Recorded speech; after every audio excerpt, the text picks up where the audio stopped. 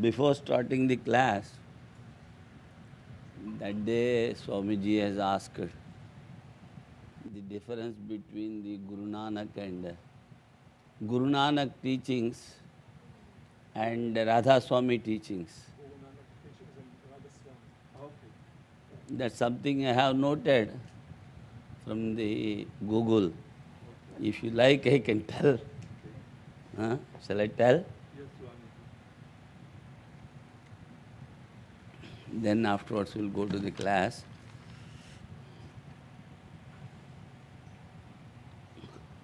Main teachings of Guru Nanak is only 10 teachings.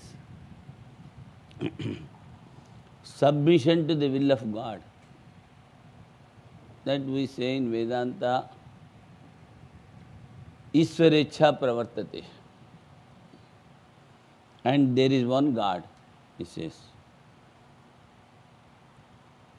Goodwill for all. Always speak truth.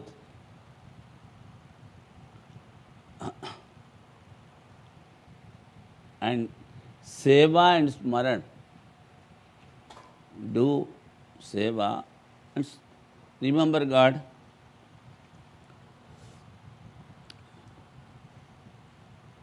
Sharing the things with others, those who are in need, those who are poor, and without fraud. Naam jap. Shun, ego, anger, greed, attachment and lust. Importance of Guru, he says, caste-free society. No discrimination between caste and creed. No superstitions. He says, you need not follow any rituals. So these are the main teachings of Guru Nanak. Whereas Radha Swami's is very, what I found is very complicated. He says, the Radha Swami is the founder, and the meaning goes, Lord of the soul. Lord also is there, soul also is there. Anyhow, he says, what is the meaning of Radha Swami? It is Lord of the soul. So, he was the founder, and he is called Sadguru.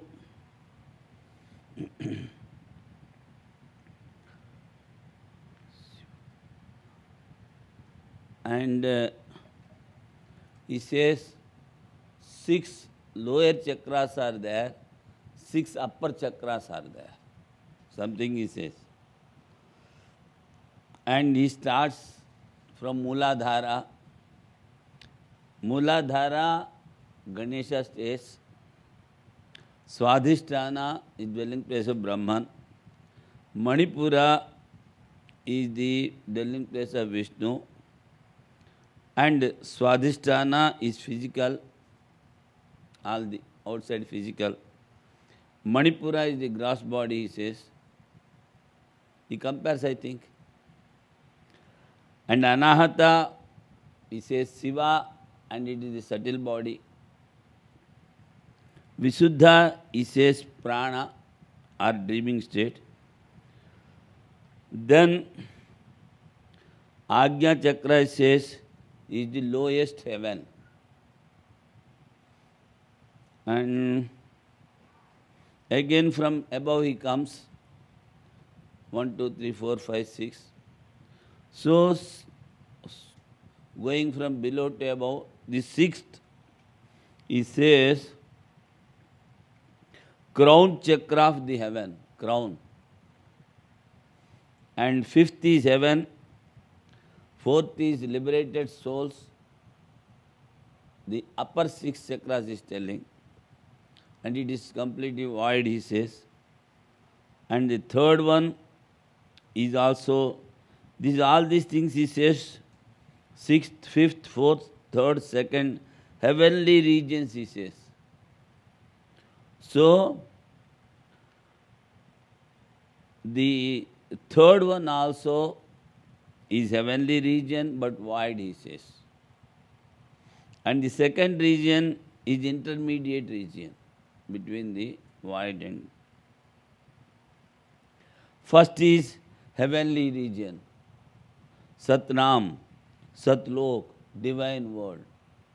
So, these are the 6 chakras that he has given, upper chakras and lower chakras, he says. So, divine world, intermediate region, and void, and liberated soul also are void, heaven, and crown chakra of heaven. So, like this, 6 upper chakras he gives. And above that, he is giving another 3 things. That is, highest is Radha Swami, number 1.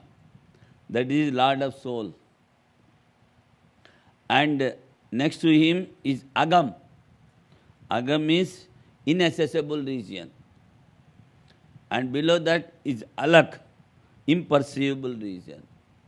So, he says 3 regions, 6 chakras, upper chakras, and then 6 lower chakras, he says. And that what they teach, that of course, because once when I was moving in Delhi or somewhere, or I must be coming from Delhi to Rishikesh by taxi. So the driver was the follower of Radha Swami. Then I asked, what is your religion? And simply says, we have to follow these rules.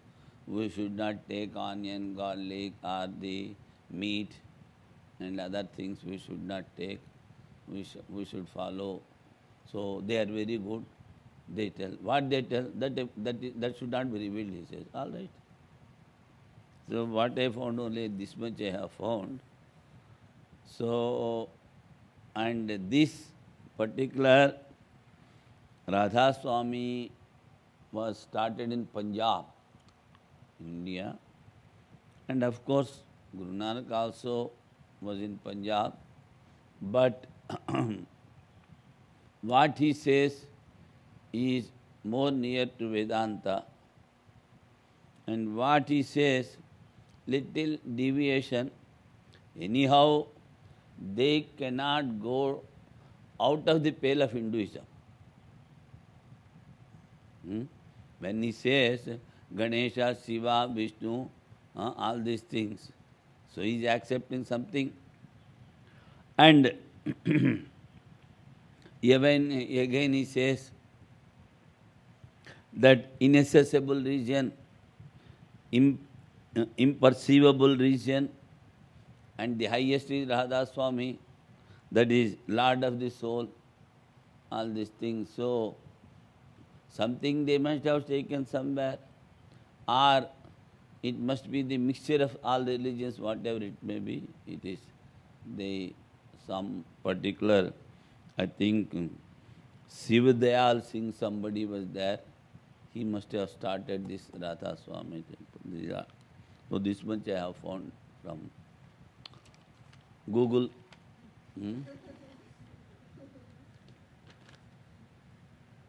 I wanted to see little more.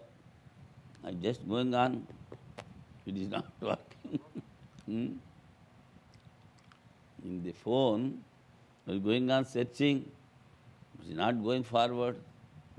Then I thought, all right, our lesson is there.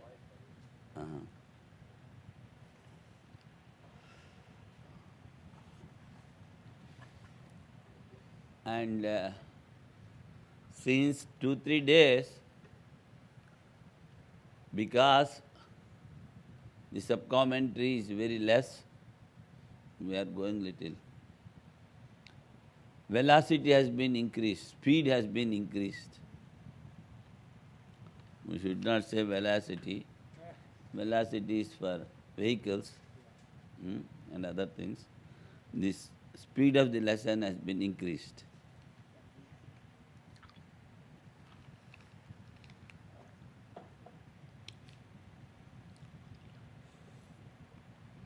But because Swamiji has asked, I have seen, but I was not even knowing what Guru Nanak Ji told. But another, that is, I think, the son of Kabir, I think. Somebody, Kabir only, his son's name is Kamal. So that also a saying is there, that in olden days, they used to grind the grains between the stones. So seeing that, they put the grains and they grind it, it becomes powder. So the Kabir saw that and he started weeping. Why? You see, the grains that you are putting are like the individuals, and they are pasted in the world, they are coming out, nothing remains. Then his son, he sees the father and he started laughing. Why you are laughing? He says, those who are near just the middle pedestal, whatever called, on which it is grinding, they are not grinded. So those who take refuge in God, they are not grinded. So I am laughing, he says. Something like that says one. And another father and son relation, they say, for whom I don't remember. I heard the story, maybe same Kabir and his son, or Guru Nanak and his son, I don't know, like that. So the father was having a shop, and they have to sell the grains, paddy, rice, all these things. So somebody came to purchase, say, some 20 measures. Oh, exactly, he has to take the measure, 20 measures money, and he has to give only 20. So the son started counting. So in Hindi, you see, 10, 11, 12, 13. 13 means 13. But this particular word is having another meaning. Everything is yours. So he remembered immediately God, Tera, Tera, Tera, Tera. He was only going on putting Tera, Tera, Tera, something that he says.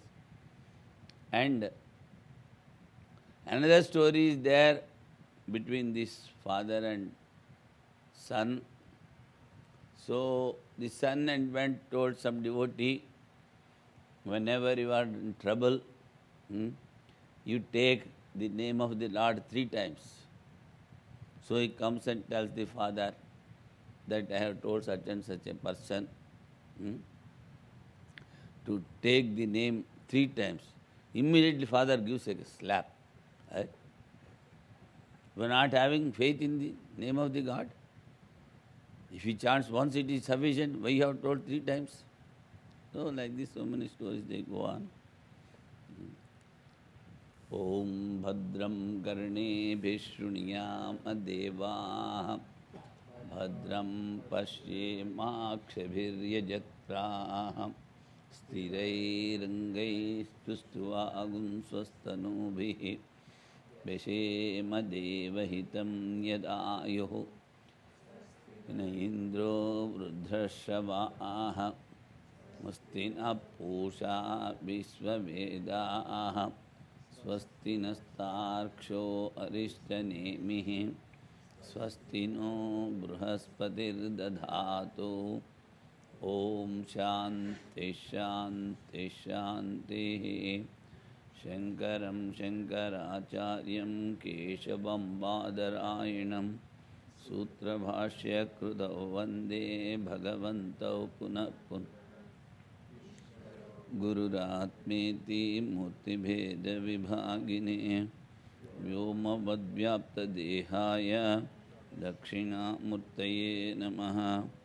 Om Shanti Shanti Shanti.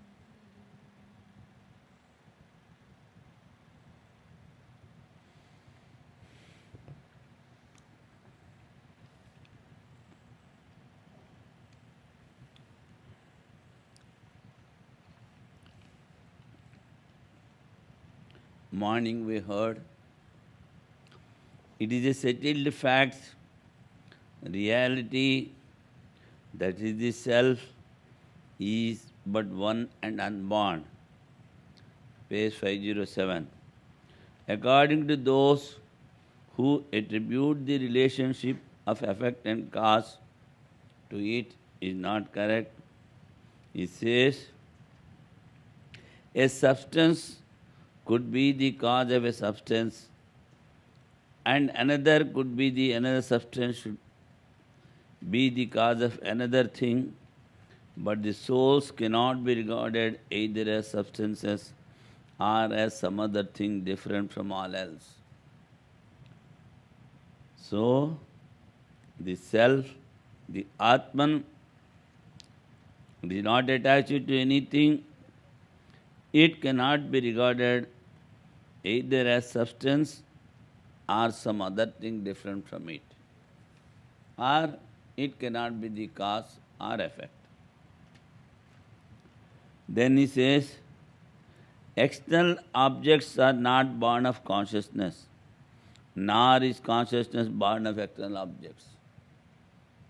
Objects, they are only matter, inert matter, made up of 5 elements. But consciousness is not elements, it is not a substance, it is not made up of any element. So, he says, external objects are not born of consciousness, nor is consciousness born of external objects. Thus have the wise settled the birthlessness of the cause and effect of the consciousness. So, for consciousness, there is no birth and death. That is a settled fact. And that the wise, he says, those who have experienced. Then again he asks a question, what will happen to those who are attached to the cause and effect? I create the cause constituted by virtue and vice. You see, first he says, I create the cause constituted by virtue and vice. Merit and demerits are mine. At some time or other, by taking birth in the body of some creature, I shall enjoy their fruits. Merit and demerit, that is, the dualist thinks in these lines. So, for that, he gave the answer, as long as there is fascination for cause and effect, so long do cause and effect come into existence. If you are attached to that, if you imagine those things, then there will be cause and effect. When the fascination for cause and effect ceases, there is no further springing up of cause and effect. So, he says, it is your imagination, cause and effect, virtue and vice, enjoying the fruits. But all the followers of the dualists, they always say the same thing. I do this action, I am doing this right, I will enjoy the fruit. So,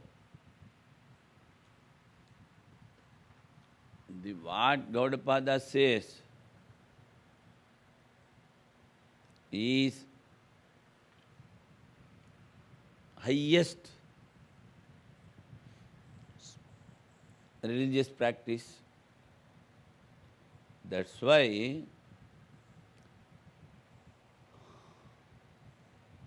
There is a verse, it says,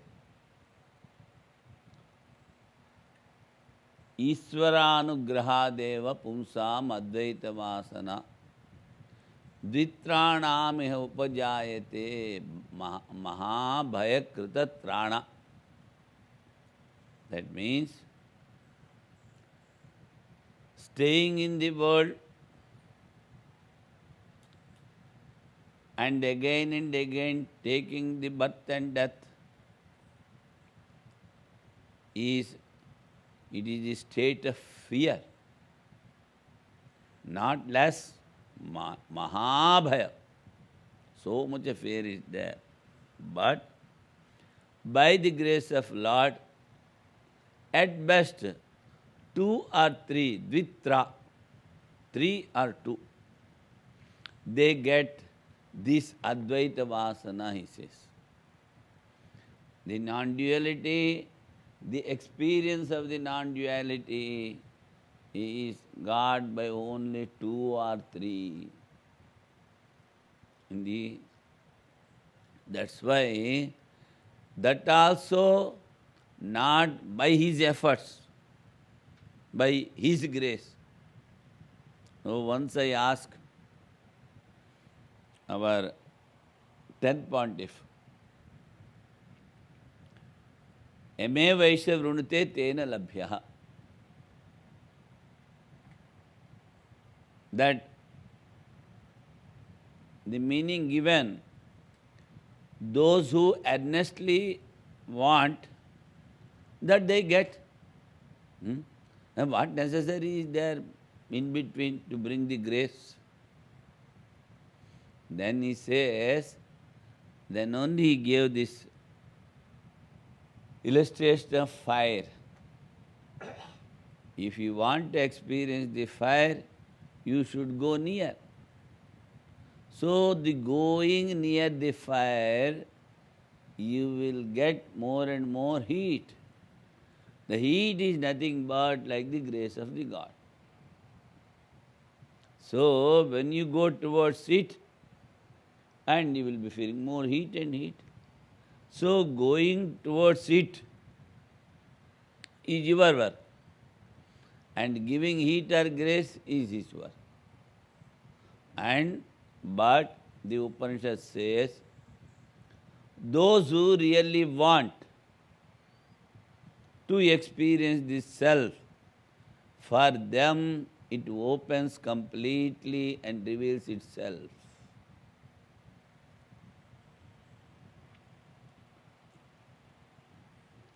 Now, again he is asking, what harm is there if cause and effect spring up?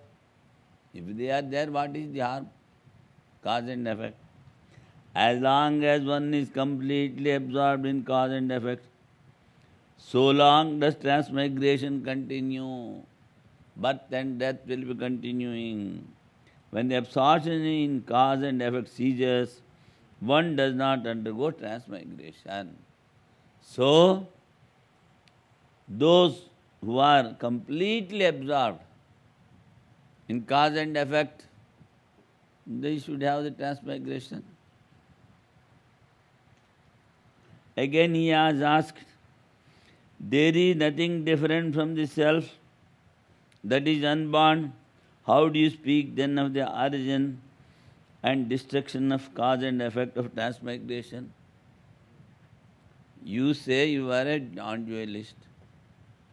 You say nothing different from the Atman is there. All right. Then how do you speak then of the origin and destruction of cause and effect? How do you speak? And transmigration. Then he says, from the relative plane of thinking, everything seems to be born and is not, therefore eternal. From the relative plane, cause and effect is there and everything is born. But from the absolute plane, nothing is there. From the absolute plane of perception, everything is unborn. And there is therefore nothing like destruction. Morning we have explained there is a person of discriminating capacity. There was another person who is not able to discriminate. The discriminating person says, there is no snake on the rope, it is only a rope. Discriminating person says. But the undiscriminating person, he sees only snake. So he runs away from that place. So, from the standpoint of undiscriminating person, the discriminating person, what he says, it is correct. In the same way, here we are telling about the cause and effect. So, in the beginning also he told that we have started because so many aspirants, they are having the idea that the world is real. So we want to make them understand world is not real, only consciousness is the real thing. That's why we have started. So, from the standpoint of undiscriminating people, if we say cause and effect is there, it is not wrong. He asked, how you are telling when only one thing is there? Then from the viewpoint of the undiscriminating people, we are explaining. Otherwise, no explanation is necessary. Only one thing is there, that is your own self. Go home. What necessary is there to explain? The souls that are thus born are not born in reality. The souls that are thus born as if they are born. The self is not taking any adjunct, it is completely detached. So he says, as if the souls are not born in reality. Their birth is like that of an object through Maya. Their birth is through Maya. And that Maya again is not existing. Maya is not existing. Then he has asked, something is there. When you utter a word, Maya, then it must be a substance. Then he says, no. Then is there a thing called Maya? Not so. Then Maya is non-existent. The idea is that it is the name of something that does not exist. Maya, illusion, delusion, magic. What are all these things? They are all the names. But in reality, they does not exist. Katham mayopamam tesham dharmanam janma. Then, how can the birth of these objects be compared to Maya? We are seeing in the world the birth of so many individual souls. And how can we compare this to Maya? He says, yatha maya mayad bijat jayate tan mayonkuraha नासौ नित्यो न चोच्छेदी तद्वद धर्मेश योजना. Just as from a magical seed comes out a sprout of that very nature, which is neither permanent nor destructible, so too is the reasoning applicable in the respect of objects. We see so many things in the magic, but nothing. In my childhood, that he was showing, I think in those days, even 500 rupees note was not there. It came very afterwards. And 192 pies were there for 1 rupee. 192 pies. So, in those days, 100 rupees means so much.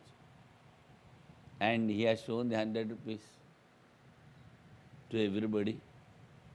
And he has just burnt it and put in a box, and something else he has taken out.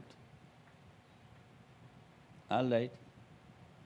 That just I was, as I told you, just 7 years, not even wearing the shirt, simply have put something, underwear, and moving in the hot sun here and there, not staying in the house. So somewhere magic was going on, I was seeing. And he has shown a box,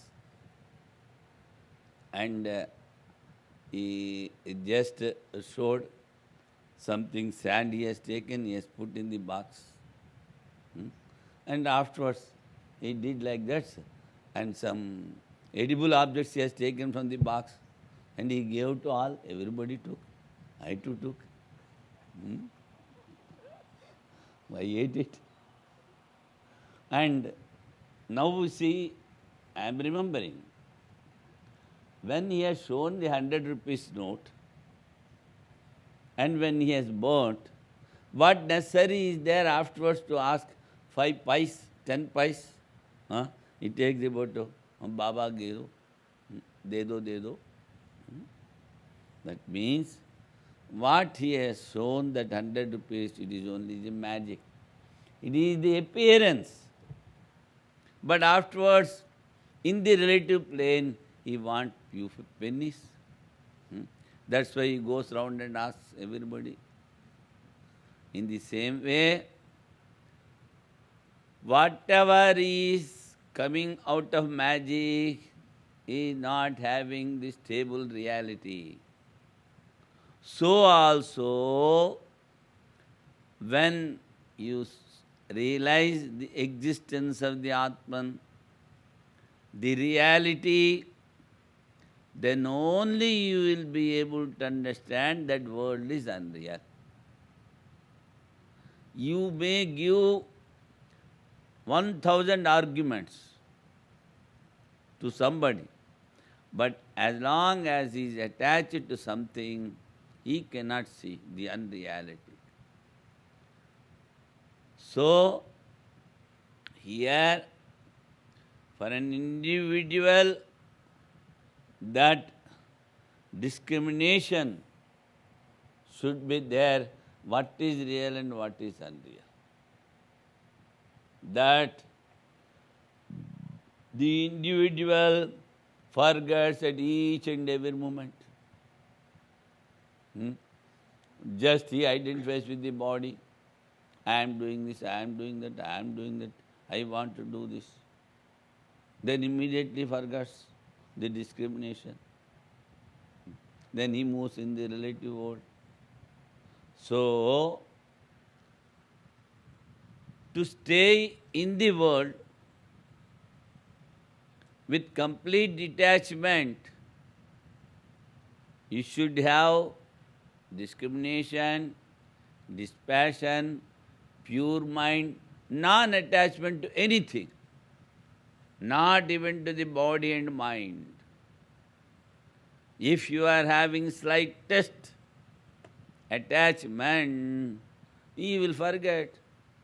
You will manage to forget very easily. See, why? Because of the attachment to the body or mind. So, some of the saints, they say, you, if you want to concentrate, if you want to develop the discrimination and dispassion, try to meditate on the life histories of great saints. See their life history. In my last talks I told, what is Bhakti Yoga? You remember? So, in that, what is one of the rules? Meditating on the life, history and qualities of your chosen deity. That also helps you to control your mind, and this also helps. Meditating on the life histories of great personalities. So he says that is more important, to control the mind. By meditation, mind slowly it gets purified. Yad bhavam tad bhavat. That's why. So he says, everything is magical, so too is the reasoning applicable in respect of objects. In respect of objects. Now, if you see the life history of great avatars or the great saints, we see in their life they are having so much of discrimination and dispassion. Previously, I told what Brahma Prakash. There was a saint just by the side of, during the, just I think, not even hardly some 40, 50 years back, he passed away. So when he was not able to tie his dhoti or loincloth, immediately he gave up eating and drinking, left the body. So, if he would have some attachment to the body or mind, he will not give up food and drinking and go on fasting. How difficult it is. So, with our own eyes, we have seen another Swami, but I was not having such a high idea about him. I thought he was, because he was taking care of another branch of Kailas Ashram, Brahmananda Ashram. Just it is in between Kailas Ashram and Sivananda Ashram. So I thought he's ordinary Swami. But when something trouble he was having, and he gave and remitted all the money in the office, just gave up food and drink. So within 7 days, of course he was very old, more than 80, 84 something, left the body. So, the discrimination and dispassion, when they are there, they don't care for anything in the world, not even to their own body. They simply think it is all magic. Even in Mahabharata, we hear towards the end, I think Dhritarashtra and Gandhari, his wife, and Vidura, I think.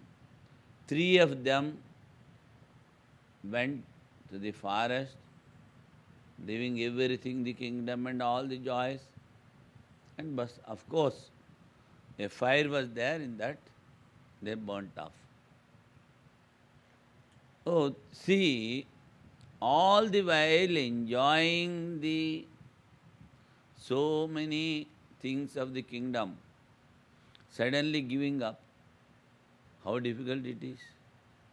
That means you can understand their vairagya, dispassion. And in the life of Lord Buddha we see, only three incidents he has seen. A old man, a sick man, a dead body. Everybody is seeing and nobody getting renunciation from that. But you see the Lord Buddha. Seeing these three incidents, he got some discrimination, immediately left. So Swami Vivekananda says, nobody is having such a big renunciation as Buddha had. Swami writes, he was a king, having a beautiful wife and child. Everything he left in one moment. So, here, by hearing and hearing the scriptures and other things, that we should contemplate on the consciousness, truly, properly, with full heart, with full faith, then only we can develop full discrimination and dispassion. Otherwise it is not possible.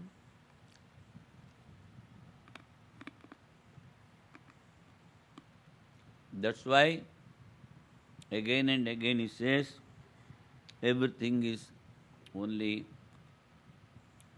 Maya.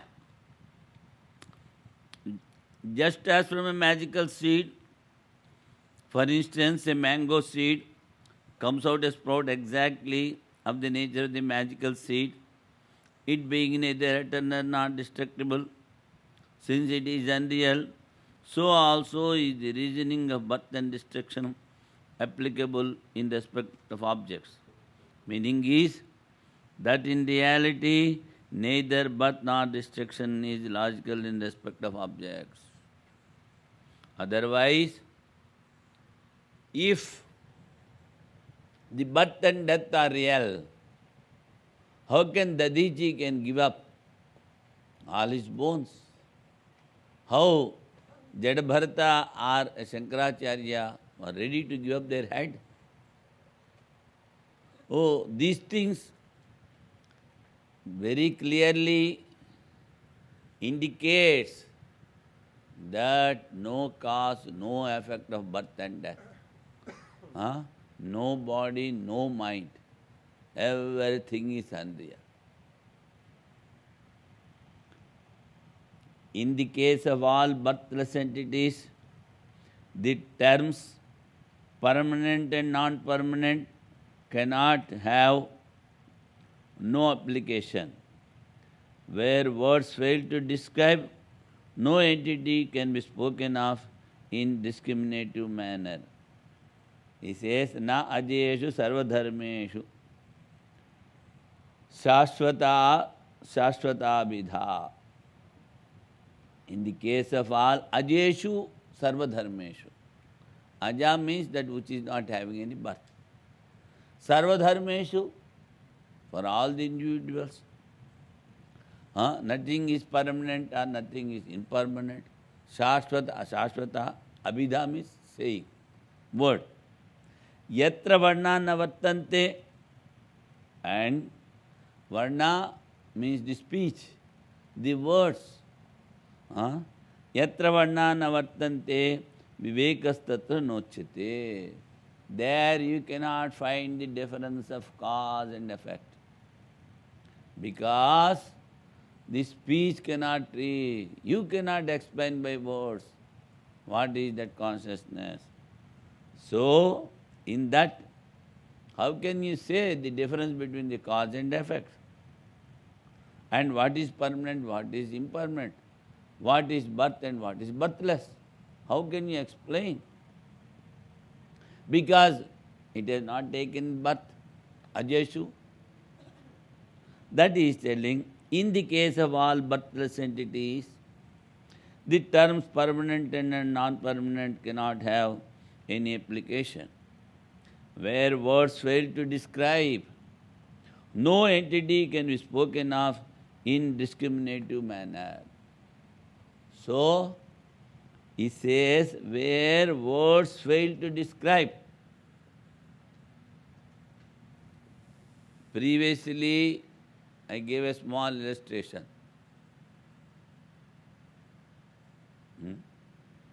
If you ask a frog how big a bull is, what it will tell? It cannot explain.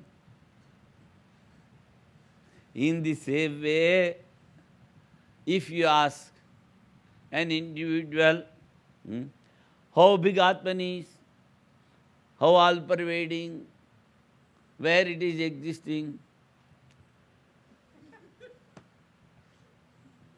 only you have to experience, no telling in words. You cannot explain. And it is only consciousness, and it is there, not having any form, not having any qualities.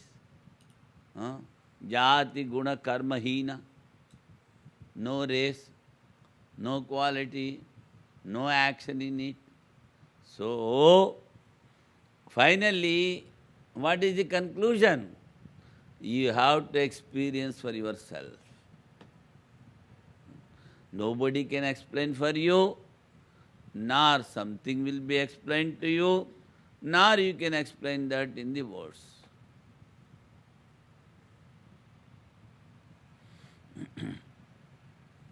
That is going to tell, in reality, the term eternal and non-eternal does not become applicable in the case of birthless souls. Eternal and non-eternal, permanent and impermanent, these words are not applicable to the birthless soul, birthless Atman, self, that are eternal and homogeneous, that are pure consciousness by nature. Those by which the objects are described are varnas. Varna means speech, words. By that what you do? You describe an object, meaning words, where in respect of which souls, in souls, application of words is not possible. You cannot express it. Either to describe or reveal them, you cannot describe also. At best, the scriptures takes the path of negation. When the path of negation comes, that simply says that you are not this, you are not this, you are not this. From the beginning till the end, only negation and negation. What is the affirmation? Neti, neti. So, they say, where from you are negating, that is yourself. Void. Void is not there. Who says? Who is experiencing? That is yourself. So, they try to explain negating. What they negate? Because the aspirants in the beginning, they are having a false notion that world is real. That they negate. When the world is not there, To negate a thing, some base should be there. Adhisthana, that is Atman. In that way they explain. Where in respect of which soul's application of words is not possible, either to describe or reveal them, there nothing can be spoken of from the standpoint of discrimination as this is so, that is eternal, and this is eternal, this is non-eternal, and the proof is given by the Shruti passage without attaining which words return. So, yato vacho nivartante aprapya manasasaha. Only the words repulse back. They cannot explain. Now, sub-commentary, which has been told as existence, birthless, that is being described. Na ajeshu. We cannot use terms permanent or non-permanent for Atman. For that is giving the reason. Yatra varna na vartante. Speech cannot go there. Mind cannot go there. If mind goes there, it merges. See the beauty. Mind cannot go there, but with full concentration, if you meditate on the Atman, it merges. Who is there to tell? Where are you? Where you have merged?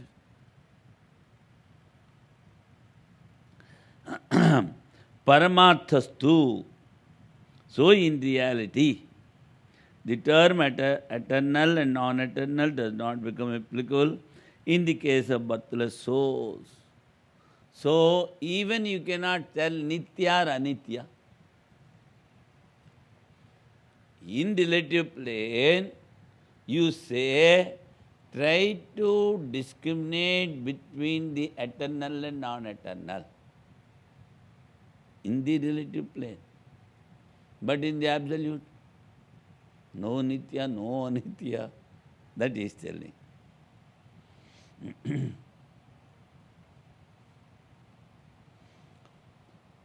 Then he says, in the case of birthless souls that are eternal and homogeneous, that are pure consciousness by nature, you cannot tell the terms eternal or non-eternal.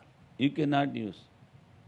But those by which the objects are described, how you describe?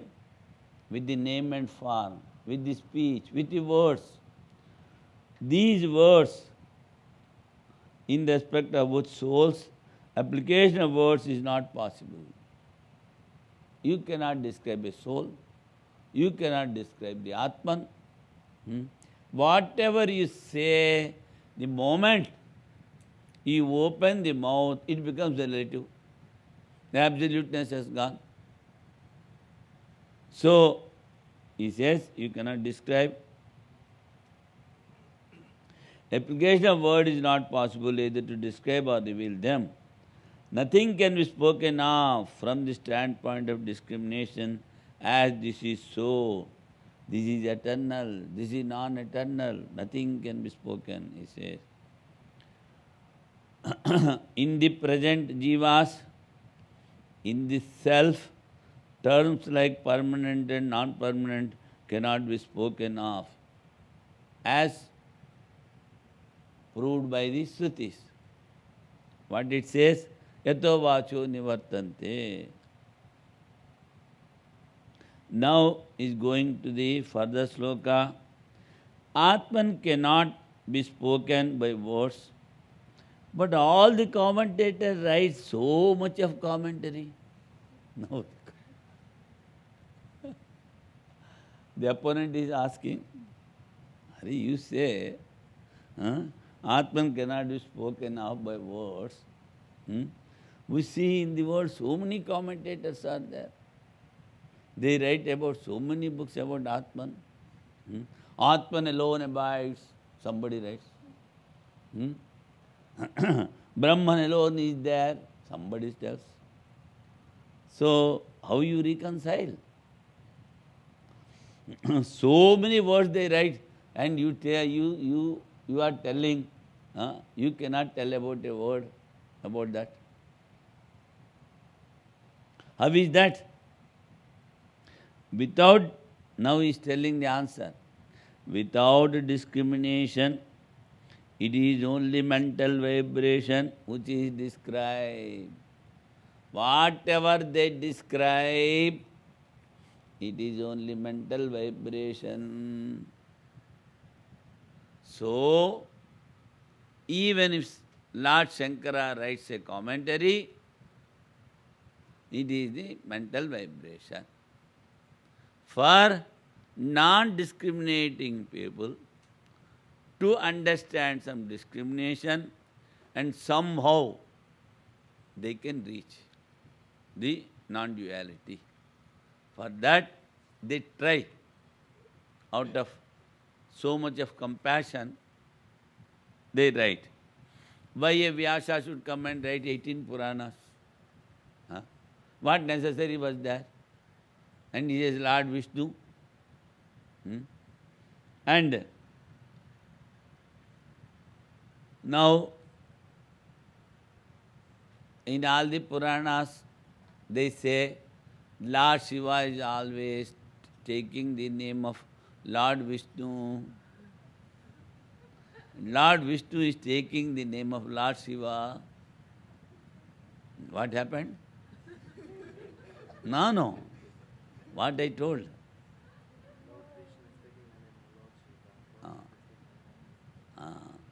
So, now,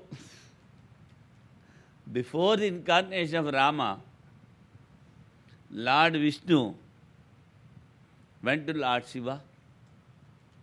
You see, I am taking the incarnation because of the curse of Narada. So you should come and help me. That is all right. You are my Lord. I will certainly come and help. So he has taken the birth of Hanuman. Now, while taking the name of the Lord, of a particular deity, I told all these names, they indicate only the non-dual Brahman.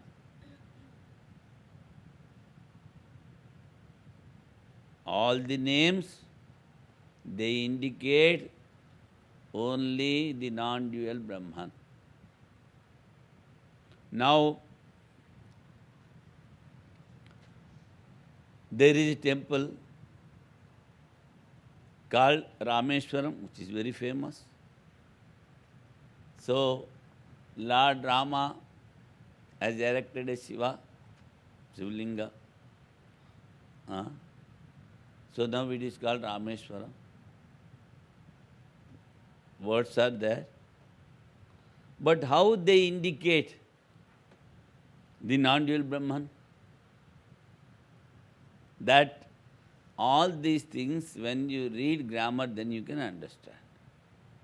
So, now come to Vedanta. How they take the word Rama. Ramante yogino yasmin iti Ramaha. All the yogis, what they are meditating, that particular consciousness is called Rama. So, the consciousness is having a form or not? Not having. It is indicating, Rama means, it is indicating the nameless, formless. Now Ishvara sarvabhutanam uddesya jintishtati. What form is having? No form. So, now, but according to the grammar, how do you explain? Rama you have explained, Ishvara you have explained. But there is a compound word. How do you explain? Then he says, Ramasya Ishvara Rameshwara. That is, for Rama, the Ishvara is the Lord. Now we are coming to the relative plane. For Rama, Ishvara is the Lord. Rama, Rama, that means Vishnu always remembers Ishvara. And Ishvara remembers Vishnu. So Ramasi Ishvara. Rama is the incarnation. Vishnu, so he is remembering Lord Shiva. One meaning over. Ramo Ishvara Yasya. That means Rama is the Lord to the Ishvara. That means Ishvara will be chanting the name of the Rama. So Rameshwara, two meanings over. Ramasya Ishvara, Ramo Ishvara Yasya. Ramasya so Ishvara. Now another compound word. Who is Rama? That is Ishvara. Now go to the non-dual. Rama is consciousness, Ishvara is consciousness. So, Ramasya so Ishvara, that is called Karmadaraya. These are all compound words. Father-in-law. Three words are there. You are telling one word. Father-in-law. That means it is indicating something else. It is a compound word. In the same way, in Sanskrit, we are having so many compound words. But if you know the grammar, our Swami used to tell, it is very, very easy to contemplate on the Atman. Because they have given these meanings, what is Atma, what is Brahman, what is Paramatman, all these things. In detail they give the meaning. So it becomes easy to meditate on the all-pervading Atman. That's what they say. So here, words cannot go. Words cannot go. That's why we have told many times, what? You cannot describe the happiness and sorrow. You cannot describe the sweetness and the sourness. You cannot describe the old age and death. You cannot describe the hungry and thirst. I am feeling, yes, I am feeling. Bring out the hungry.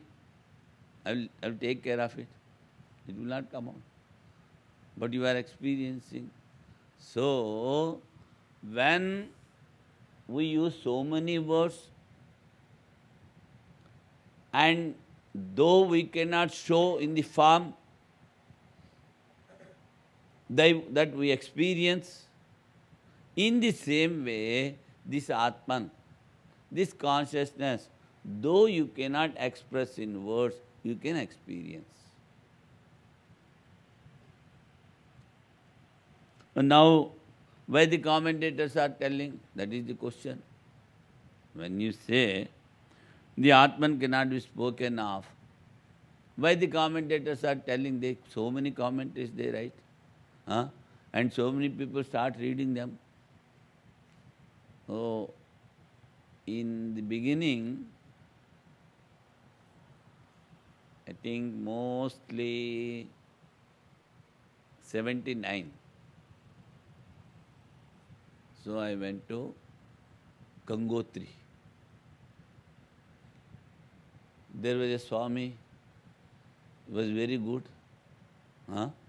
He was reading all Gospel of Sri Ramakrishna, the great master, and the life of Swami Vivekananda, teaching, all these things he was reading. It was very good. And somehow he started staying in Gangotri. Gangotri is such a good place, Himalayas. There he started reading this, what is that transcendental meditation? Maharshi. But then what is that is called? The followers? No, but another thing also they say, Maharshi Yogi. So he started reading all the books. And afterwards I saw him, just like a madcap, he is moving here and there, here and there. But you were quite all right. You are going in a good path. Suddenly, what happened? Started reading these books. gone out of screws. So, who will take care of you? You have to take care of your own self. So, don't read unnecessary stuff. Hmm? It says, Sravanaya api bahubhuryo na labhya. That one he says. And he says, by reading so much, then also you will not get. Sabdajalam maharanyam. That's what Shankara says. Whatever is necessary to understand the things, that much you should read. Not that everything has come, this. So, you get disturbed. You will not decide. You cannot decide what is good for me, what I have to follow. My mind is it just takes impressions. And all the impressions are there. So how you will decide which is good for you? So that's why he says, whatever is necessary, that much you take. These things, Sri Ramakrishna puts in a very simple words. If you want to kill others, you need a sword and some big things. But if you want to kill yourself, a needle is sufficient for you, says. That means to understand, to practice the real religion, something is essential, something is more than sufficient. But if you want to teach others, you have to understand so many things, you have to read so many shastras, so many things, all these things are there. Why these commentaries are there? That is going to tell. Without discrimination, it is only mental imagination, vibration. What are all the commentaries? It is the mental vibration of those commentators, which is described by dualists as very beautiful. Now he says, you see, that much he must have told. It is the vibration of the commentators. All right. But again he adds a word. What is that word?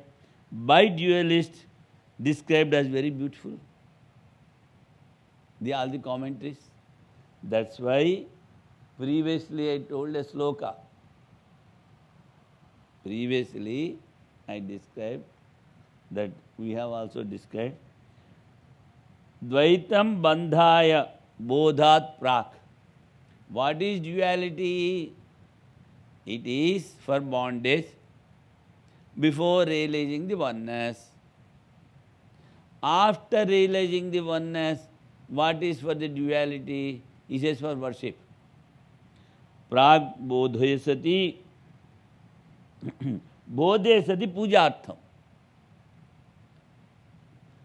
Before realizing the oneness, what for the duality?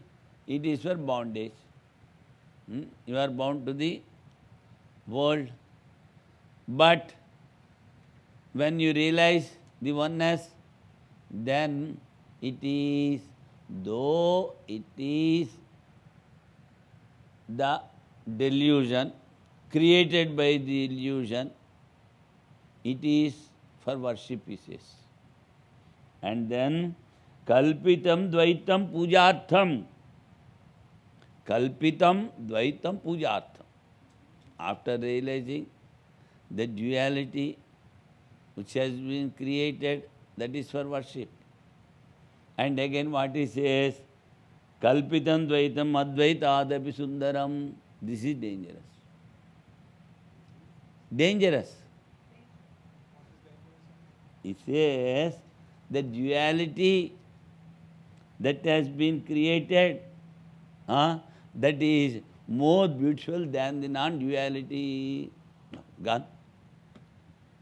The duality which is created by the illusion, he says it is more beautiful than non-duality. That's why he says here. What he says, the commentaries are only the vibrations of the commentators.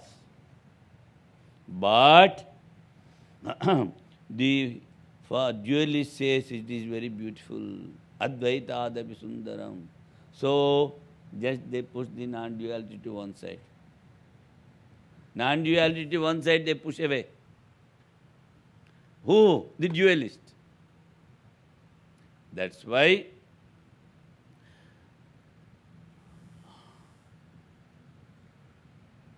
Advaitam, non-duality. Dvaitam, duality. So, what has been created through Maya, the duality, what the dualist says, it is more beautiful than the non-duality. All right, go. What we can do? We don't want to allow you to sit by our side, that's all. At best we can say. So, he says, without discrimination, that also he says. They say, the dualists say that the duality is more beautiful. For that, he is giving an illustration. Now, what is the question? What was the question? The question is why discuss so much about Brahman? Now you are saying why No. duality is more Why we should discuss a Brahman? Why? What was the reason he was given? He says, when you cannot express the Brahman through words, then why the commentators write so many things? For that he is giving the answer. So he says it is their mental vibration, and they say it is more beautiful than the non-dualism. All these things. For that he is giving a illustration. The knower and the thing to be known in duality is only mental vibration like a dream. Now, says, it is only mental vibration like a dream. But all right, again the opponent says, the duality is the mental vibration like a dream. We do accept. But what about the waking state? That is the opponent is asking. When you say the dream is a mental vibration, what about the waking state? Waking state is not dream. Here I am seeing everything. So, for that he is going to give answer.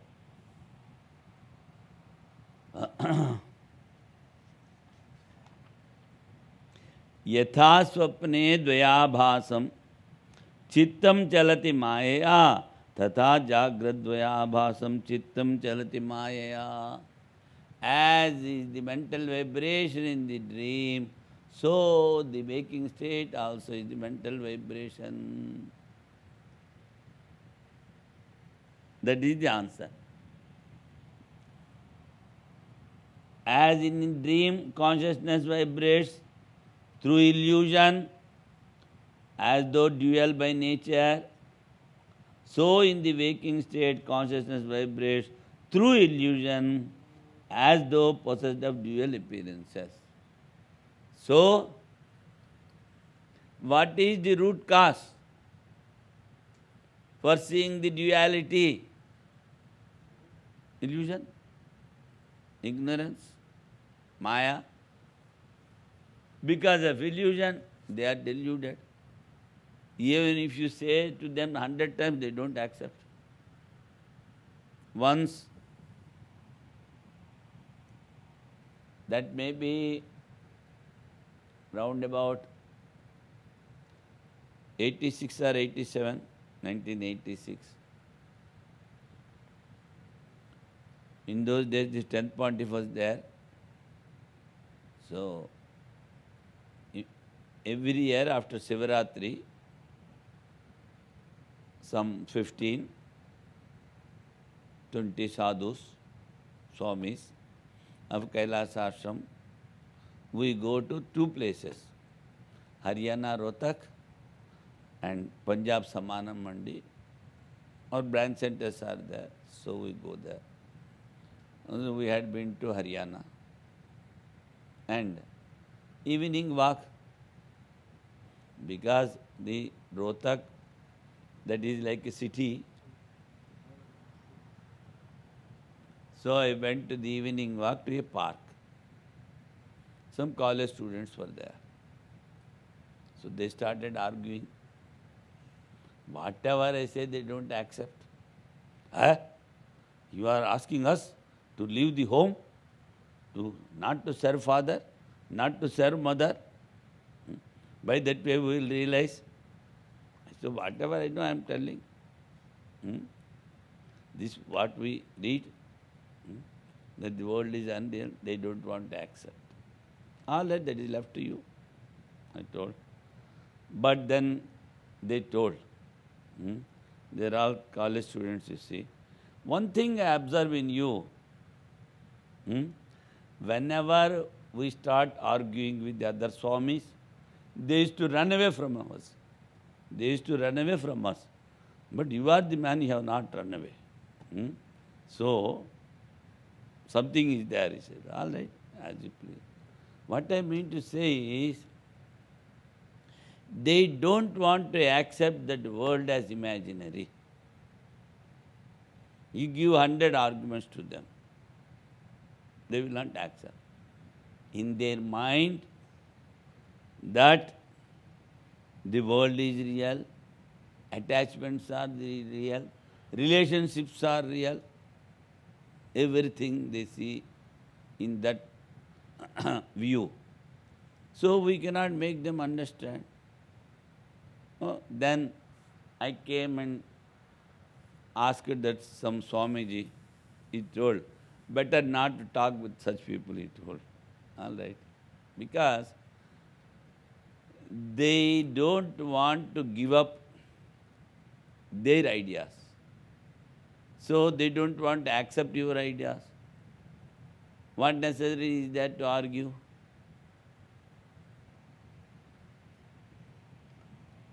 Now he says, as in dream consciousness vibrates to illusion, as though dual by nature, so in the waking state consciousness vibrates through illusion, as though possessed of dual appearance.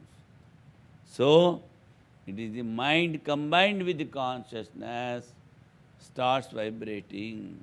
That's why we see the duality. Another sloka also is there. Advayancha dvaya bhasam chittam swapnena samsaya advayancha dvaya bhasam tata jagranna samsaya. There can be no doubt that the non-dual consciousness alone appears in dream as the dual.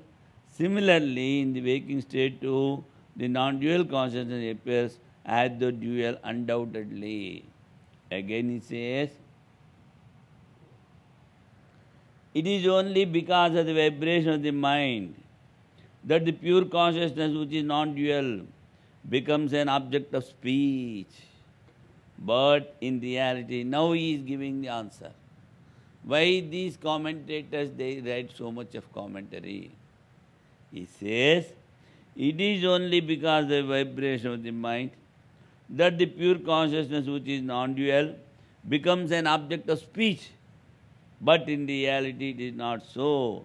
These two verses have already been explained in 3rd chapter, 29 and 30 of this Advaita Prakarana, already explained. Then, why you have again repeating here? The question comes, when you have already explained 2 verses, what necessary is there for the repetition? That sub-commentator gives. The repetition of sloka is question. Answer is, the repetition is to clear the doubts of birth and death. There, to tell that everything is unreal. Here, to clear the doubt that as because the opponent is asking cause and effect and birth and death, they are not there in reality in the Atma. For that they have repeated here.